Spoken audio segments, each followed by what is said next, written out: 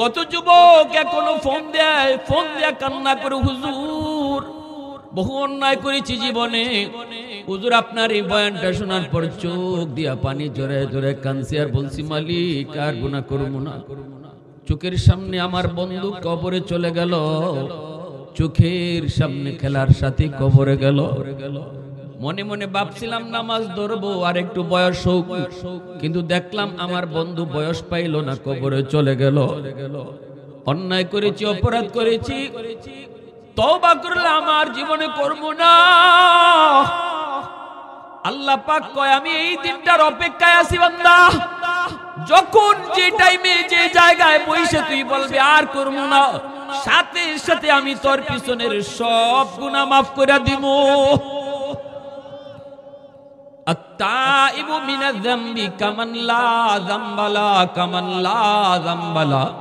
আল্লাহ পাক রব্বুল আলামিন কয় রে জমিন শুন, যতদিন পর্যন্ত জমিনে এই মানুষগুলি থাকবে, এক নাম্বার হলো লাউলা মাশাইখু রুকা ওয়াশ শাবাবু খুশা ওয়াল আতফালু রুদ্দা ওয়াল আনআমু রুদ্দা লাজআলতুস সামাআ হাদিদা ওয়াল আরদা খাফসাফা ওয়াত তুরাবা রামাদা ওয়ামা আনজালতু মিনাস সামাই কাতরা ওয়ামা আমবাততু মিনাল আরদি নাবাতা বাল আনজালতু আলাইকুমুল আযাবা সাব্বা।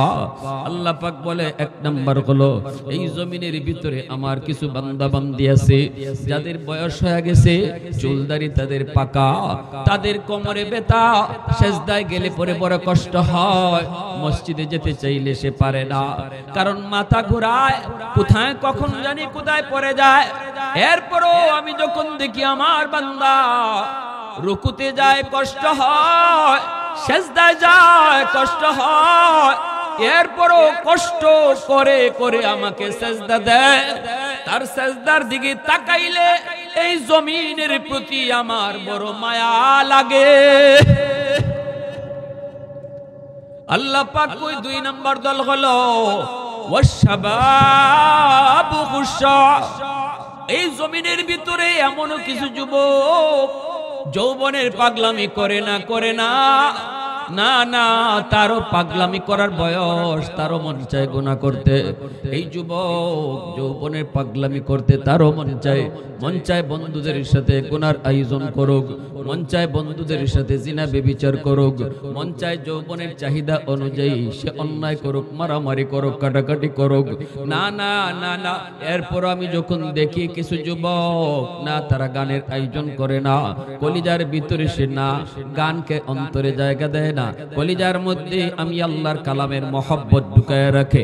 আমি যখন দেখি তার মাথায় টুপি, মুখে আমার নবীর সুন্নতি দাড়ি, আমি যখন দেখি যুবককে মসজিদে যায় নামাজ পড়ে, আমি যখন দেখি যুবক না জিনা ব্যভিচার করে না, আমি যখন দেখি যুবক যৌবনে বাপ মার সেবা করে, উলামায়ে কেরামের তাজিম করে, দিলের ভিতরে আমি আল্লাহর প্রেম অন্তরে জমায় নেয়, দুনিয়ার নাপাক প্রেম ভালোবাসা অন্তরে জন্ম দেয় না।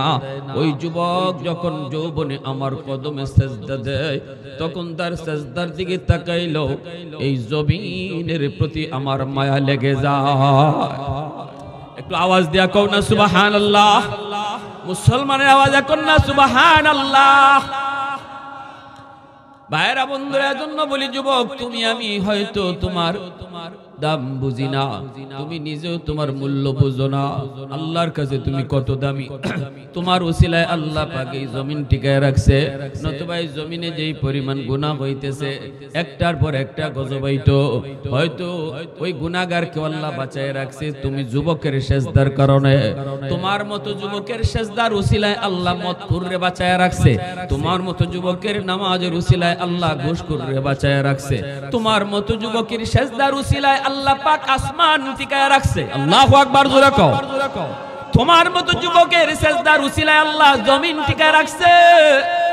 এখনো গাছ থেকে ফুল হয়, জমিন থেকে ফসল হয়, এখনো আসমান থেকে রহমতের বৃষ্টি হয়। হয়তো তুমি তোমাকে নিজে চিনো না, আমার নবী তোমার পরিচয় জানাইছে, আমার আল্লাহ তোমার পরিচয় জানাইছে। এবার বলো দেখি জমিনের হায়াত যদি বাড়াইতে চাও, তাহলে যৌবনে আল্লাহর গোলামি করার দরকার আছে না? না। কাদের কাদের ইচ্ছা আছে আল্লাহর গোলামি করা? হাত উঠাও, আল্লাহ কবুল করো, জোরে কোনা আমিন, আরো জোরে কোনা আমিন। মদিনার একজন যুবক আমার নবীর সামনে এসে কাঁদতেছে, বনু তামিম গোত্রের যুবক। নবীজি বলে, যুবক কাঁদো কেন? যুবক কয়, ইয়া রাসূলুল্লাহ, আমি কাঁদতেছি, আমার মা নাই, বাবা নাই। আজ আল্লাহ আমাকে অনেক সম্পদ দিছে, কিন্তু আমার আব্বা আম্মা যতদিন দুনিয়ায় ছিলেন আমি বড় অভাবে ছিলাম, কোনো খেদমত করতে পারি নাই গো নবী। আমি দেখেছি আমার মার কষ্টের জীবন, আমি দেখেছি আমার বাবার কষ্টের জীবন। যে আল্লাহ আমাকে এখন অনেক সম্পদ দিছে, আল্লাহ আমাকে অনেক দৌলত দিছে, কিন্তু বাপ মার সেবা করার সুযোগ তো নাই। ইয়া রাসূলুল্লাহ, এই টাকা দিয়ে, এই পয়সা দিয়ে এখন কি করব? আমি আমার আব্বা আম্মার খেদমত করতে চাই, কিভাবে করব? তারা তো কবরে, সুযোগ আসেনি, আমাকে আপনি একটু বলেন। রাতে আমার ঘুম হয় না, মার কষ্টের কথা মনে হলে, বাবার কষ্টের জীবনের কথা ইয়াদ হলে আমার ঘুম হয় না। ইয়া রাসূলুল্লাহ, আপনি একটু বলেন, সুযোগ আসেনি? আল্লাহ নবী কয়, আছে। নবীজিও কান্দেন, যুবকের চোখের পানি দেইখা আমার রাসূল রহমতের নবী তিনিও কাঁদতেছেন। নবী কয়, যুবক, বাবার কথা মনে পড়ছে, মার কথা মনে পড়ছে? আরে তুমি তো বাবারে পাইছো, কিন্তু আমি রাসূল তো বাবাকে নিজের চোখে কোনোদিন দেখি নাই। জন্মের আগেই তো নবীজি বাবাকে হারাইছেন। আব্বা ডাকের ভিতরে কত মজা, বাবা ডাকের ভিতরে কত মজা, কত স্বাদ, এটা নবী জানেন না। আল্লাহ নবী বলে, যুবক, 5টা কাজ যদি তুমি করো তাহলে তোমার খেদমত আল্লাহ পাক মা বাবার কবরে পৌঁছে দিবে। 1 নম্বর কাজ হলো আসসালাতু লাহুমা। তুমি তোমার মার জন্য, বাবার জন্য কবরে খেদমত পাঠাইতে চাও, 1 নম্বর দায়িত্ব হলো বাপ মার জন্য দোয়া করো। যে দোয়াটা আল্লাহ কোরআনে শিখাইছেন, সবাই আমার সাথে পড়েন, রব্বির হামহুমা কামা রাব্বায়ানি সগীরা। এই দোয়াটা শিখাইছেন কে? পিছনে মানুষ আওয়াজই দেন, আল্লাহ কইলে মনে গুণ হয়ে যাবো আজকে। আল্লাহ নাম কইলে গুনাহ হয় না, সওয়াব হয়।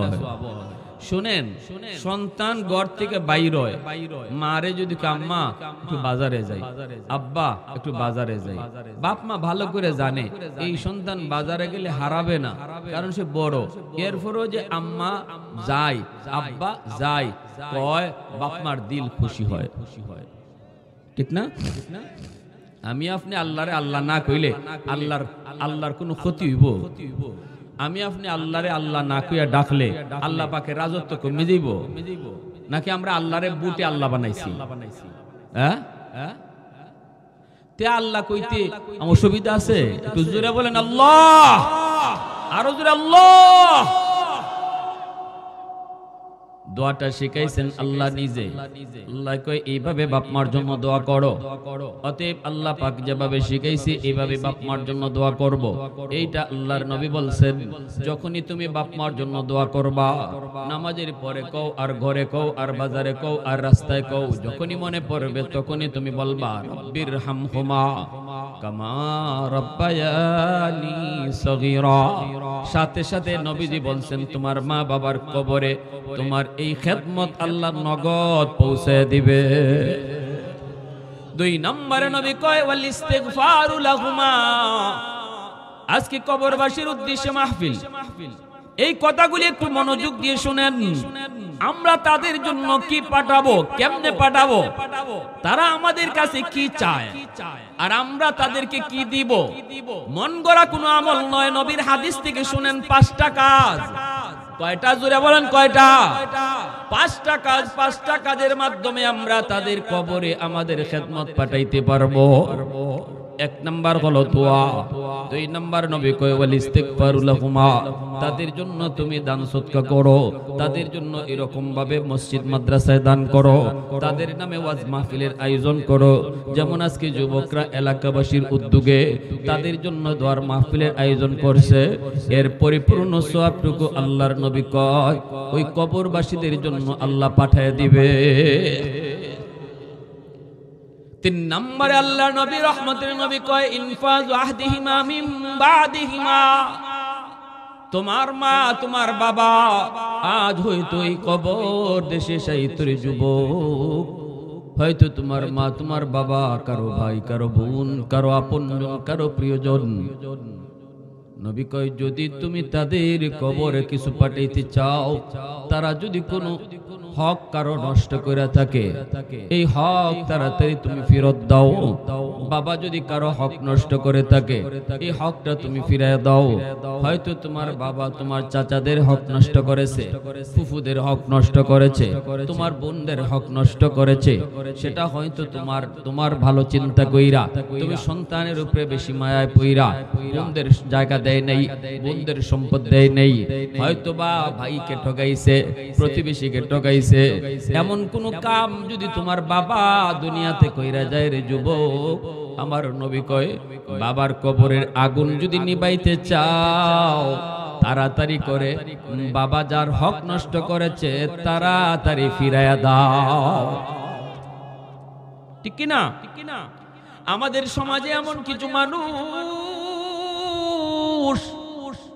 পাওয়া যায়, সন্তানের নামে, ছেলে সন্তানের নামে বাপে মরার আগে সম্পদ লিখে দেয়া যায় মেয়েদেরকে ঠকায়া। এরা এমন কাম যে বাপে করতেছে, তার কবরে সে নিজেই আগুন লিখে নিতেছে, তার কবরে নিজে আগুন লিখে নিতেছে নিজেই। আমার কবরে আগুন আমি মাইনা নিলাম, এটা লিখিত স্বাক্ষর দিয়া নিতেছে। যে বাপে ছেলেদেরকে মরার আগে সম্পদ লিখে দেয়া যায়, মেয়েদেরকে ঠকায়, ওয়াজটা তিতা লাগলেও হাসা। আপনারা কষ্ট পাইলেও আমার কিছু করার নাই। যে ভাইয়েরা বোনদেরকে সম্পদ দেয় না বাপ মরার পরে, আল্লাহ কর্তৃক বন্টিত সম্পদ, এই ভাই মরার পরে তার কবরও মরার আগেই দেখবো আগুন জ্বলতেছে, চাইবো নাই কবরে যাইতো, তারপরেও ফুলাপানে যাইত্যা দইরা আগুনও ফালাইবো। নিজের চোখে দেখতেছে আগুনে জ্বলতেছে, কইতেছে আমারে নিও না, ফালাইও না। আল্লাহ রাসূল কয় মানুষের জীবনের সবচেয়ে অসহায় সময় কোনটা আসা জানো? অসহায় সময়টাই হলো মরার পরে যখন মুর্দায় দেখে তার কবরে আগুন, আর হাত জোর কইরা কান্না কইরা সন্তানকে কয় বাপরে তোর মায়ায় পইরা ই আকাম করছিলাম, তোর ফাউটার দড়ি আব্বা, তুই তো বাপরে আগুন ফালাইস না, এরপরে ফুলায় যাইত্যা ফালায়। এটা হলো তার জীবনের সবচেয়ে বড় অসহায় সময়।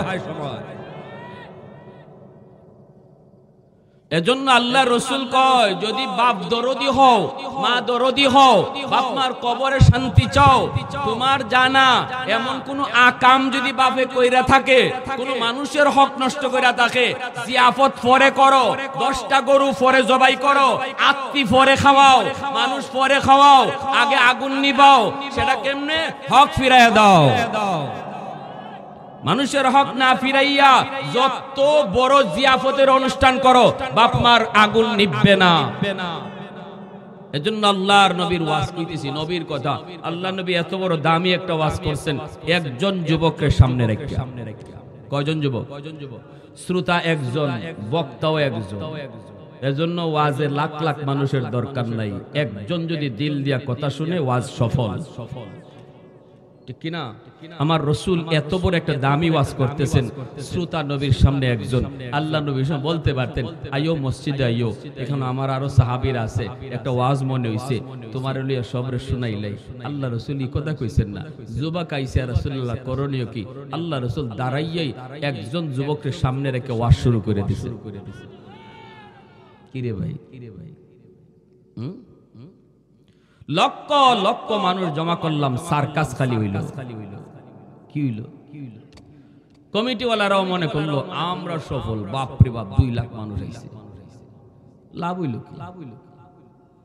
এজন্য দিল থেকে কথাগুলো শুনতে হবে, আমলের নিয়তে। যা বলবো কিছু কথা নিতে হবে। আমি জিজ্ঞেস করবো 5টা আমল মনে আসেনি, দেখুন এই মাঠ থেকে কে বলতে পারে 5টা একবারে লাইন ধইরা।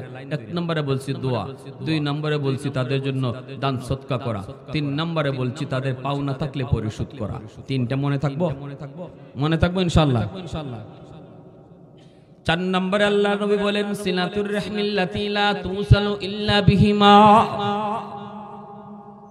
আল্লাহ নবী বলেন যুবক 4 নম্বরে তুমি যদি তোমার মা তোমার বাবার জন্য কবরে কিছু পাঠাইতে চাও রে, তাহলে শোনো 4 নম্বর কাজটা কি। চতুর্থ কাজ হলো তোমার মা দুনিয়াতে নাই, মার আত্মীয় স্বজন কারা কারা আছে একটু খবর নেও। বাবা দুনিয়াতে নাই, বাবার আত্মীয় স্বজন কারা কারা আছে একটু দেখো। যারা আছে তাদের খবর তুমি নেও, তাদের খবর তুমি নেও। মা দুনিয়াতে নাই, মার রক্তের মানুষ হলো মামা, মার রক্তের মানুষ হলো খালা, মার রক্তের মানুষ হলো নানা, মার রক্তের মানুষ হলো নানি, মার রক্তের মানুষ হলো মামাতো ভাই বোন, খালাতো ভাই বোন। তুমি তাদের খবর নেও, খোঁজ খবর নেও, সুখে দুঃখে তাদের পাশে তুমি দাঁড়াও। যখনই তুমি মামাকে ফোনটা দিয়া কইবা মামা তুমি কেমন আছো, ফোনটা দিয়া যদি কও খালা তুমি কেমন আছো, আমার রাসূল কয় যেন মার কবরেই ফোন লাগাইছো। সুবহানাল্লাহ, কেমন দামি একটা ওয়াজ রাসূল করতেছেন। বাবা দুনিয়াতে নাই রে যুবক, দেখো বাবার রক্তের মানুষ কারা আছে। বাবার রক্তের মানুষ হলো চাচা, বাবার রক্তের মানুষ হলো ফুফু, চাচা তো ভাই বোন, ফুফা তো ভাই বোন, দাদা দাদি, এরা হলো তোমার বাবার রক্তের মানুষ। বাবা কবরে শায়িত, বাবার কবরে তুমি কিছু পাঠাইতে চাও। নবী কয় বাবার রক্তের মানুষগুলার তুমি খবর নাও। চাচারে তুমি খবর নাও, চাচার বাড়িতে যাও, চাচার বাড়িতে যায় চাচাকে তুমি যা লাগে একটু দেখো, চাচার যা লাগে তুমি সেটা প্রয়োজন সাধ্য অনুযায়ী পূরণ করো। চাচা তো ভাই বিপদে পড়ছে তুমি সাহায্য করো, আর যদি নাও পারো অন্তত ফোনটা দিয়াও যদি খবর নাও। রাসূল কই ফোনটা যেন বাবার কবরেই তুমি লাগাইছো, আর বলতেছো আব্বা তুমি কবরে কেমন আছো। আজকাল তো আমরা যদি নিজেরা শিল্পপতি হই, রক্তের মানুষ যদি গরিব হয় পরিচয় দিতে চাই না, ঠিক না? নিজে যদি কোটিপতি হয়, নিজে যদি শিল্পপতি হয়, তাহলে গরিব আত্মীয় স্বজনের পরিচয় দিতে চায় না। এমন আছে না? একটু আগে লা ইলাহা ইল্লাল্লাহ, জুরে লা ইলাহা ইল্লাল্লাহ, জুরে লা ইলাহা ইল্লাল্লাহ। আমি এক বাইরে জায়গা দিব জান্নাতের বাগানে, আল্লাহ আমাকে মরার পরে আসল জান্নাতে জায়গা দিব। একটু আগায় বসেন। লা ইলাহা ইল্লাল্লাহ, লা ইলাহা ইল্লাল্লাহ, জুরে লা ইলাহা ইল্লাল্লাহ।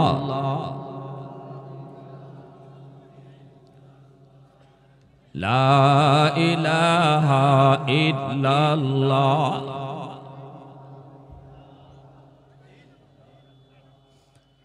লা ইলাহা ইল্লাল্লাহ, মুহাম্মাদুর রাসূলুল্লাহ।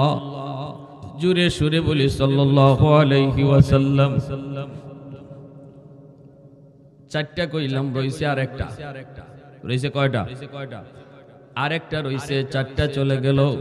5 নম্বরে আল্লাহর নবী বলেন ইকরা মুসাদিকিহিমা মিন বাদিহিমা।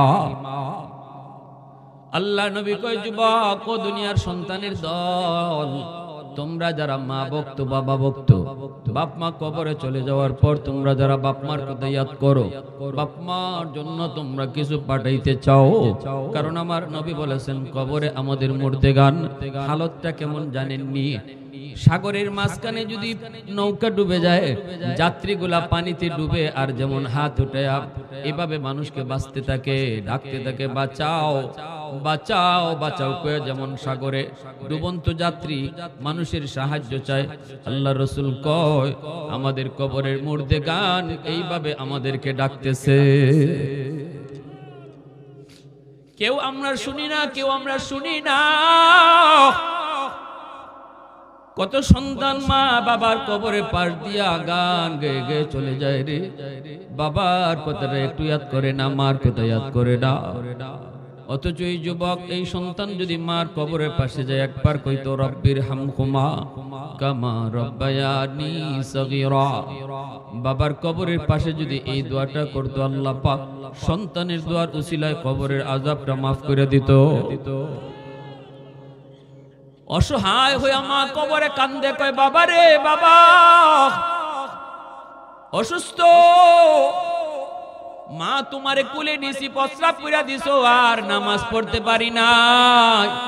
তোমার প্রস্রাব করার কারণে মার জামাটা নাপাক হয়ে গেছে, আর নামাজটা পড়তে পড়তে নামাজ কাজা হয়ে গেছে। আজকে এই অপরাধে মা কবরের শাস্তির মধ্যে আছি।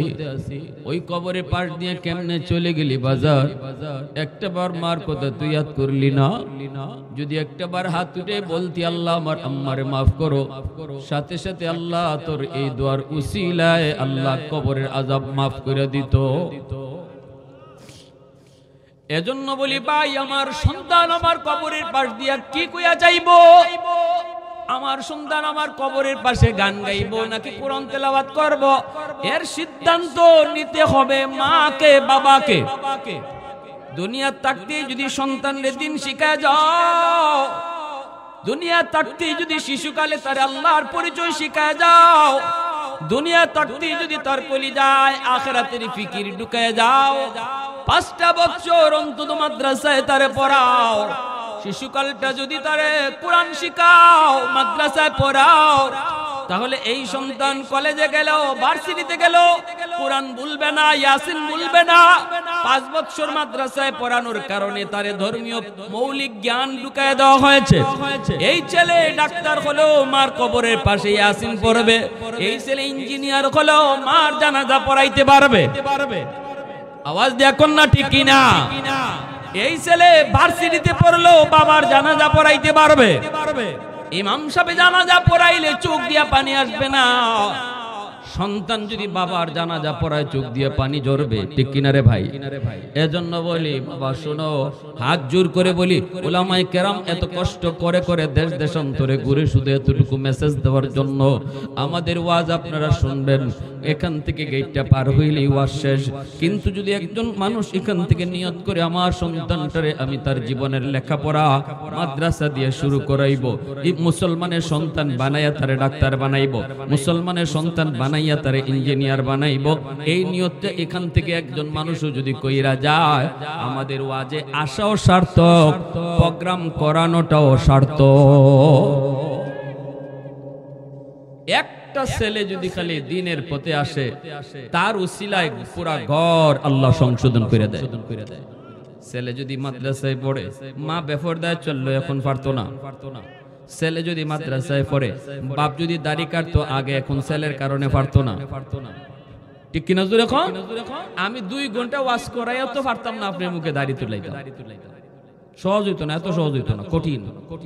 কিন্তু ছেলেটারে মাদ্রাসা যদি দেলাইতে পারে, আজকে নয় কাল, এখন নয় তখন, সন্তানের খাতিরে বাবার মুখে দাড়ি চলে আসবে।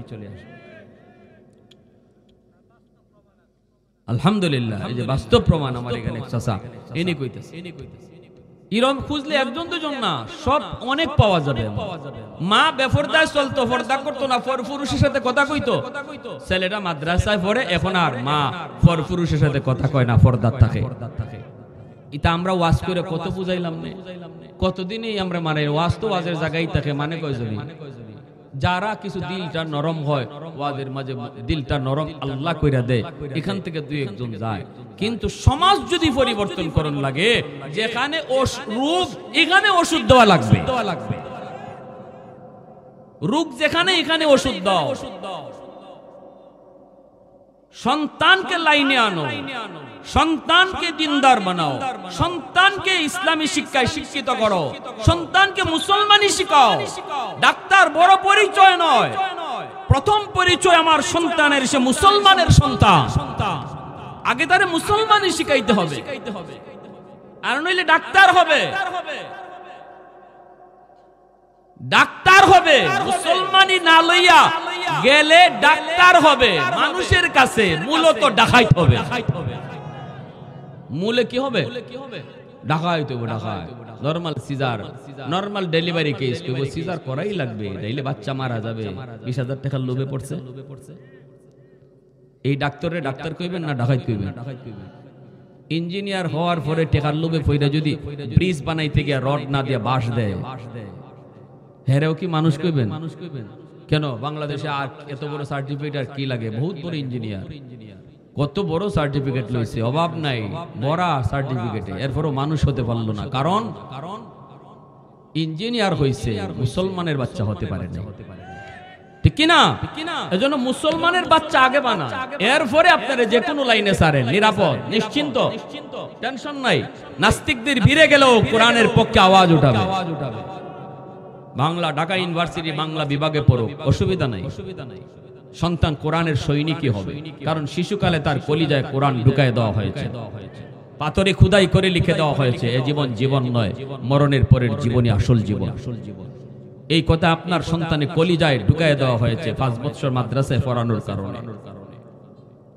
এজন্য সব জায়গায় আমার ওয়াজের শেষ কথা এটাই থাকে, এখান থেকে একজন বাবাও যদি কয় আমি মুসলমানের সন্তান, আমার সন্তানরে আগে বানাবো, এরপরে যা খুশি বানাবো, এই নিয়তটা কার কার আছে একটু হাত উঠে আল্লাহরে দেখান। আল্লাহ তুমি কবুল করো, সবাই কোন আমিন, আরো জোরে কোন আমিন। আরেকজন মেহমান আনেন। 5 নাম্বার কথাটা বলছিলাম কি, আল্লাহ রাসূল বলে ইকরামু সাদিকিহিমা বিন বাদিহিমা। দিনের নবী, মায়ার নবী, রহমতের নবী বলেন, এ যুবক শোনো, 5 নাম্বার হলো তোমার মা তোমার বাবা দুনিয়াতে নাই, কিন্তু দেখো বাপ মার বন্ধু বান্ধব কারা দুনিয়াতে আছে, বাবার বয়সের মানুষ কারা আছে, বাবা কাদের সাথে চলতো দুনিয়াতে, মা কাদের সাথে চলতো, মার বান্ধবী কারা আছে, কোন কোন মহিলারা মায়ের সাথে এসে গল্প করত, মা কাদের সাথে যায় মিশতো, এদেরকে তুমি যদি পাও তাহলে বাপ মার মতো তুমি শ্রদ্ধা কইরো, মা বাবার মতো তাদের খেদমত কইরো। বাবা দুনিয়াতে নাই, কিন্তু বাবার বন্ধু বান্ধব দুনিয়াতে আছে রে যুবক, ওদেরকে পাইলে পরে তুমি বাবার মতো শ্রদ্ধা করো। চাচা তুমি কেমন আছেন, চাচা আপনি কেমন আছেন, একটা চা খেয়ে যান, চাচা একটু বাড়িতে উঠেন, একটা পান খেয়ে যান, চাচা নেন 500 টাকা নেন, কিছু খাইয়েন। আব্বা থাকলে তো আপনি আমাদের বাড়িতে কত আসতেন, কত বসতেন। এইভাবে কয়ে যদি আপনি আপনার বাবার একজন বন্ধুকে সাহায্য করেন, সম্মান করেন, ইজ্জত দেন, আল্লাহর নবী কয় যেন বাবাকে কবরে তুমি সম্মান দিছো। এই সাহায্যের খবর আল্লাহ পাক বাবার কবরে পাঠায় দিবে। মা দুনিয়াতে নাই, কিন্তু মার বান্ধবী কারা কারা আছে দেখো, তাদেরকে মাঝে মাঝে খবর দিয়া বাড়িতে আনো, আইনা দাওয়াত করাও, দাওয়াত খাওয়াও, তাদেরকে পারলে একটু সাহায্য দাও, পারলে তাদের বাড়িতে একটু যাও, যেয়ে দেখে আসো। কারণ এই মহিলা মার সাথে বেশি চলতো, তাদের বাড়িতে তুমি গেলা, যাইয়া তুমি 500 টাকা দিয়ে আসলা। আল্লাহ নবী কয়, রহমতের নবী, মায়ার নবী, তিনি যুবকরে কয়, যুবক মার বান্ধবীকে কিছু দিলা মানে মাকেই দিছো, মার বান্ধবীরে খাওয়াইছো মানেই মারে খাওয়াইছো। এ ভাই, ভাই রে, ওয়াজটা কি বুঝছেন? কি ওয়াজটা আমার রাসূল করছেন? আহা, নবীজি আম্মাদান আয়েশাকে নিয়ে বসা, এইভাবে খাঞ্চা ভরা রুটি, রাসূল বলতেছেন, আয়েশা আমার এই খানা তো ফেটে যাইতেছে না। নবী চোখ দিয়ে পানি পড়তেছে। আম্মাজান কয়, নবী গো কান্দেন কেন? আল্লাহর নবী কয়, আয়েশা মনে পড়ে গেছে আমার খাদিজার কথা। নবীজি প্রথম বিবির নাম কি বলুন তো? আম্মাজান খাদিজাতুল কুবরা। সবাই কোন খাদিজাতুল কুবরা। খালি খাদিজা আজকে থেকে কইবেন না, একটা কথা শিখাইয়া গেলাম শুধু। আম্মা রাসূলের প্রথম বিবির নাম খাদিজাতুল কুবরা। ভাইরে এই কথাটা কেল্লাই কইছি, এটার একটা উদ্দেশ্য আছে আমার। আমি ভুলটা করছিলাম। মক্কা শরীফ, মদিনা শরীফের কবরস্থানের নাম হলো জান্নাতুল বাকি, আর মক্কা শরীফের কবরস্থানের নাম জান্নাতুল মুআল্লা। তো আমি ওই কবরস্থানে গেছি, মক্কা শরীফের, মদিনা শরীফে গেছি কবরস্থান। এই কবরস্থানে নবীজির চাচা আবু তালিবও আছে, আরো সাহাবীরাও আছেন, আর আম্মাজান খাদিজাতুল কুবরা রাদিয়াল্লাহু তাআলা আনহার কবরও মক্কা শরীফ। তো কবর দেখতেছি, সব কবরে যাইতেছি, সালাম করতেছি। যখন আম্মাজানের কবরের পাশে গেছি, যাইয়া আমার এক বন্ধু আমার সাথে তো সালাম করতেছি, জিয়ারত করতেছি। তো আমার বন্ধু জিগাইতেছে আমারে, কবর কার? তো আমি কইলাম আম্মাজান খাদিজার। আম্মাজান খাদিজার কইছি এতটুকু। আমার পিছনে ছিল একজন সৌদি মতো আরবি, সে তখন আমার কথাটা শুনে আমার কাছে আসছে, এসে কইতেছে আরবিতে, মাওলানা কি কইলেন? এই কবরটা কার? যখন আবার কইলাম খাদিজার। কয় জীবন এইভাবে বলবেন না, ইনি তো সেই মহিয়সী নারী যার কুরবানির কারণে ইসলাম জগৎ জুড়ে প্রচার হয়েছে। আমার রাসূল যার কুরবানির কথা কখনো জীবনও ভুলতে পারেন নাই, যিনি ছিলেন মক্কার সবচেয়ে ধনী, সেই ধনী মহিলাটা আমার রাসূলের পায়ের তলে তার সব সম্পদ ইসলামের জন্য দান করে দিয়েছিলেন। অতএব তার নাম বলতে অবশ্যই আম্মাজান খাদিজাতুল কুবরা বলবেন। আল্লাহু আকবার জোরে বলেন। কুবরা শব্দের অর্থ হলো মহিয়সী নারী, যার তুলনা হয় না, অতুলনীয়। আল্লাহ রাসূল বলতেছেন, আয়েশা যাও আমার খাদিজার একটা রুটি দিয়ে আসো, আমার তো পেটে যাইতেছে না। আম্মাজান আয়েশা কয়, ইয়া রাসূলুল্লাহ, আপনার খাদিজা তো কবরে শহীদ। রাসূল কয়, আমার খাদিজার একজন বান্ধবী আছে নাফিসা, নাফিসারে একটা রুটি দিয়ে আসো, আমার খাদিজাকেই রুটি খাওয়ানো হয়ে যাবে।